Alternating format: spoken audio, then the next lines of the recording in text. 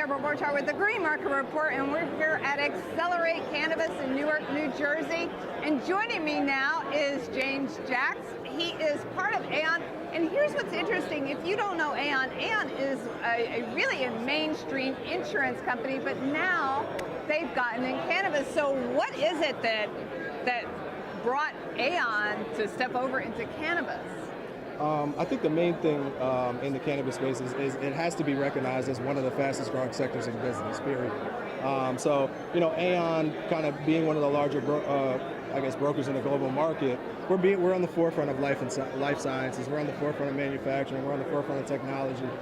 So just recognizing, I guess, a fast growing industry like cannabis itself and creating its own sector, it makes enough sense for Aon to be able to jump in the game and ensure and help insure and transfer the risk of a lot of these cannabis companies. So what exactly are you doing for cannabis companies? Right.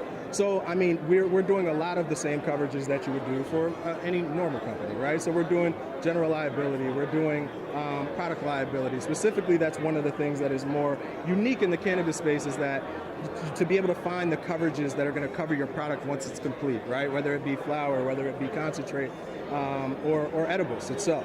Another specific thing we're doing is we're doing a lot of the D&O insurance for private and public.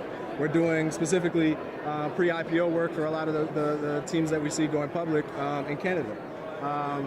There's a number of ways. We're pretty much able to help cannabis companies all the way from seed to sale and everything in between. And what about IP? Because IP sounds like it's becoming like the new thing that everybody's concerned about. Yeah, so obviously intellectual property. Now, I guess when you talk about intellectual property, it's a different conversation in the cannabis game, right? Where it's like, what is the intellectual property within the cannabis industry? And what we're seeing a lot is actual plant itself, actually the process that folks are taking to either cure or to finish their cultivation process.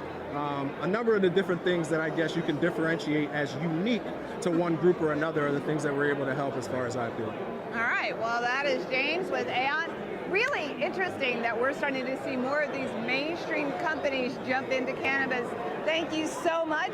And I'm Deborah Borchardt with the Green Market Report.